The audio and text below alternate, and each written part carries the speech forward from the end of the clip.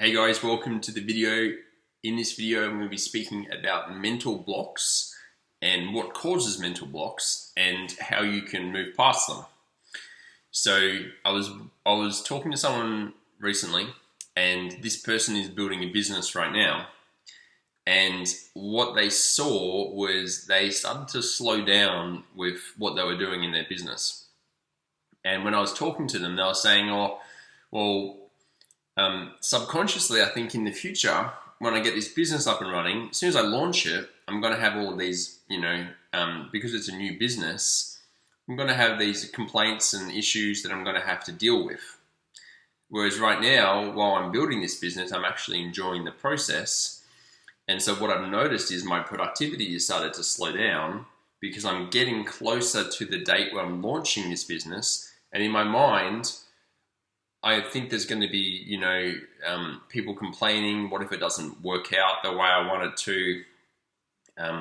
What if this particular service that I'm building, what if it causes issues for people and people have problems? And so this person I was speaking to, they were seeing in the future more negatives than positives of launching the business. And so in their reality, their productivity started to drop off and they started to slow down in their progress towards the business.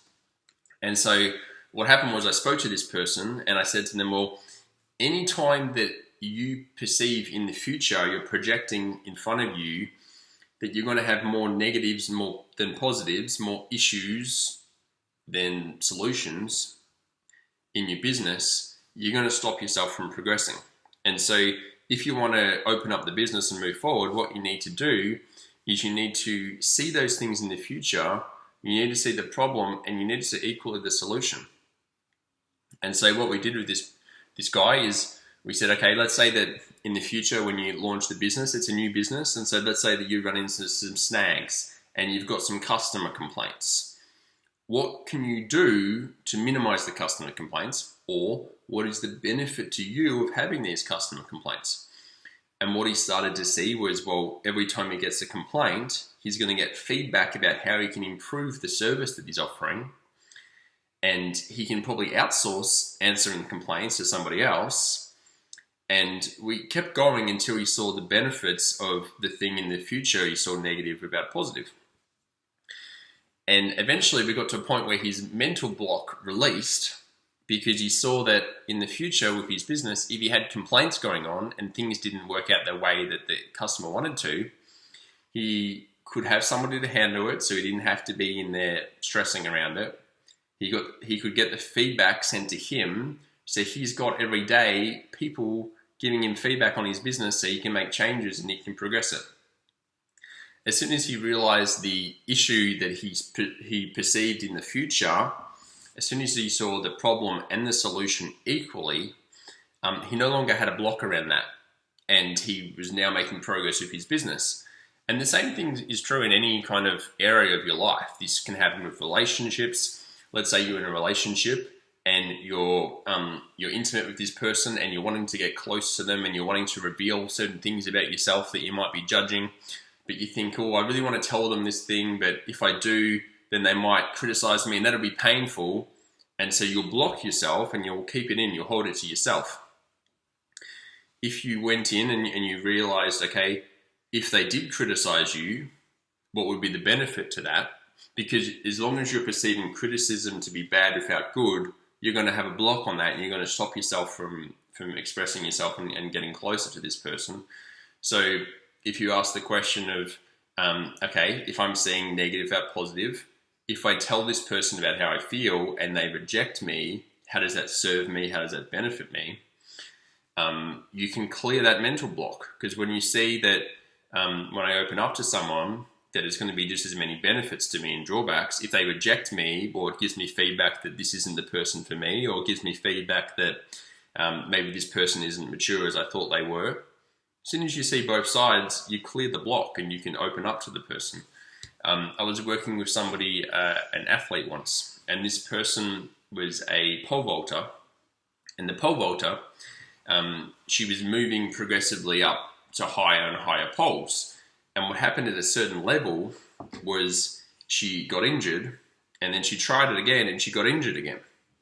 And so she had a mental block at passing this certain height of pole in the pole vaulting. And so what happened was, after asking a few questions, we recognized that in her mind, when she passed this level of pole in pole vaulting, she was now in contention for the Olympic Games. And to her, when she was in contention for that, she had a friend who had that experience. And when her friend became in contention for the Olympics, she got this sponsorship offering, and her friend got all wound up in the sponsorship and was focused on the sponsorship, and her pole vaulting dropped off. And then also we found that she also had, well, if I get in contention for the Olympic Games, then my friends might feel uncomfortable around me. They might not want to speak to me. They might feel uneasy around me. I think I might lose my friends if I pass this level of pole and if I get in contention for the Olympics.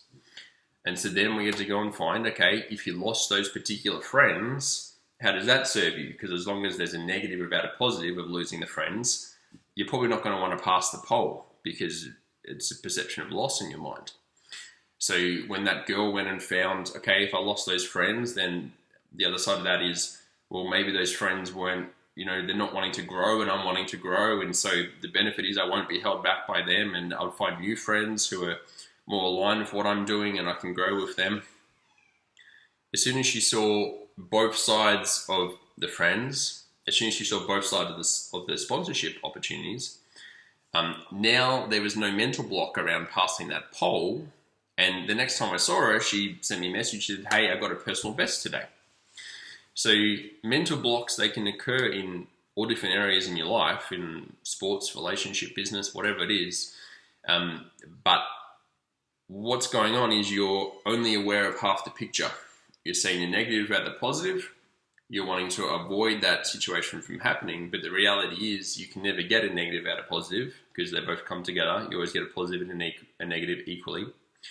So anytime that you've got a mental block, it's just asking, okay, what specifically am I blocked on? And then asking the right questions to reveal where's the other side of that picture. If I'm only seeing negative, where's the positive? Because you want to see the full picture instead of half of the picture.